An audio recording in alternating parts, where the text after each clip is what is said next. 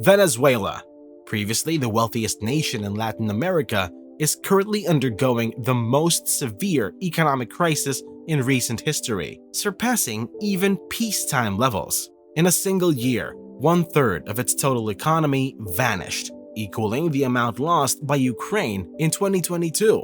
As a result, 7 million individuals, which is a quarter of the entire population, have fled the nation. The occurrence is comparable to the Great Depression, Zimbabwe's hyperinflation, and the Syrian refugee crisis, all taking place at the same time. This is happening in a nation possessing 300 billion barrels of oil, which is 11 times greater than China and almost 4 times that of Russia, a country once referred to as more a gas station than a nation. This depiction, however, understates the country's good fortune. Venezuelan crude oil is almost effortless to extract. Unlike Norway's, it is not far offshore. Unlike Russia's, it is not located far up in the Arctic. And unlike American shale, it is not located deep underground. Instead, it spontaneously bubbles to the surface. Furthermore, the Gulf states demonstrate that smart technocratic governance, liberal democracy, or favorable geography are not required to convert the barren Arabian desert into the Swiss Alps. Oil alone is capable of achieving this transformation. So, what caused Venezuela's downfall? In 2013, an astonishing 96% of Venezuela's exports were oil-related. It's easy to understand how oil prices could make or break their economy. Lower oil prices equate to lower revenue. That's a simple concept. What's less apparent is the impact this has on the country's currency.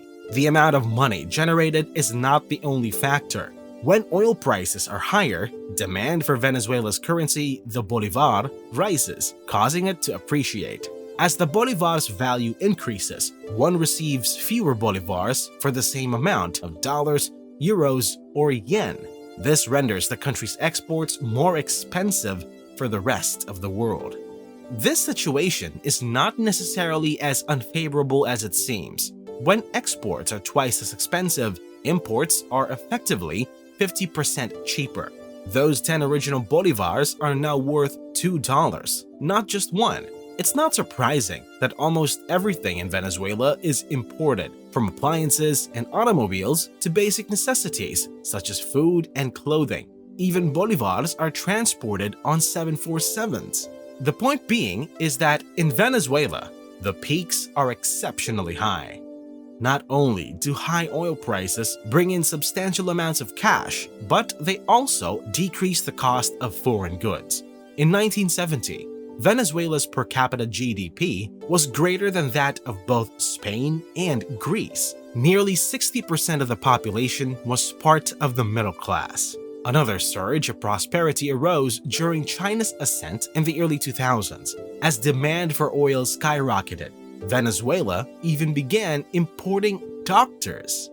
However, with remarkable prosperity comes great destitution. Since no intelligent politician withholds riches from their constituents, nothing is ever saved from the future. In the oil industry, rainy days are always looming. Remember, when oil prices plummet, the state loses revenue, and the imports they rely on become more expensive. It is a devastating combination.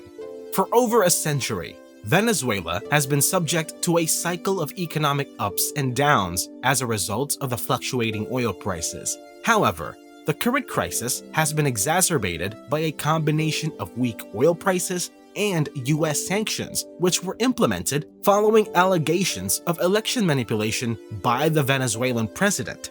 The situation was so dire that the country was unable to pay its creditors, prompting the government to resort to printing more money to address the shortfall. The hyperinflation in Venezuela had devastating effects on the economy and the people. Prices of goods and services skyrocketed, and people's savings lost their value. Businesses struggled to keep up with the changing prices, and shortages of basic goods like food, medicine, and toilet paper became rampant. The government's response was to print even more money, worsening the situation. People had to resort to bartering and informal economies to get by. The poverty rate rose dramatically, and many people faced hunger and malnutrition. The Venezuelan government resorted to implementing price controls. Essentially, state-run supermarkets offer items at extremely low prices due to the government-mandated price ceilings.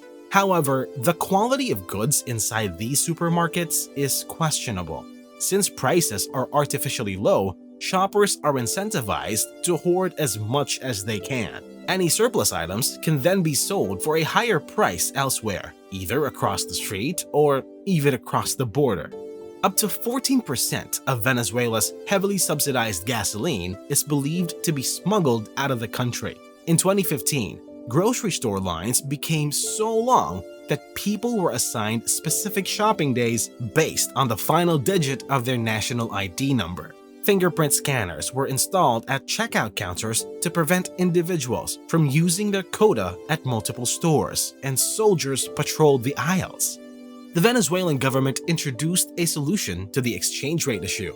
The thing is, there is no single exchange rate in Venezuela, and the value of money depends on the person or entity holding it. To encourage the import of essential goods, a favorable exchange rate is offered. To illustrate, a foreign company, such as a Brazilian rice producer, prefers to be paid in USD, the global currency of trade. A Venezuelan company then wants to purchase and import that rice, needs USD to complete the transaction. Now, that's an issue because until recently, there was a major issue in Venezuela where the government has strictly limited access to foreign currency. Unlike other countries where exchanging cash at a local currency exchange is a common practice, large multinational firms such as Pepsi had to go through an application process to acquire a chance to exchange their bolivars for US dollars. However, even after being approved, it would often take months for the money to arrive, making it difficult for companies to import goods. The scarcity of new cars in Venezuela made used cars a highly valued commodity. However, this was just the tip of the iceberg. The exchange rate offered by the government was not in the true value of the bolivar.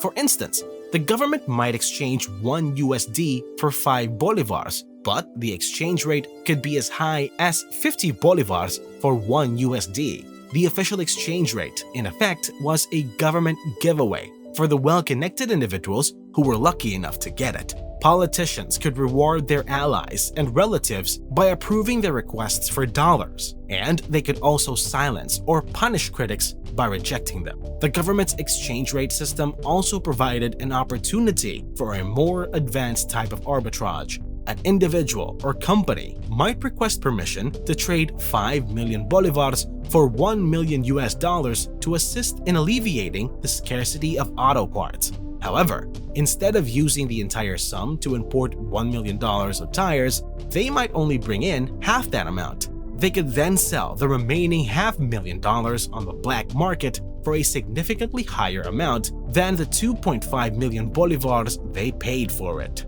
In an instant, you have generated money out of nothing. The government attributes you as the cause for the broken system.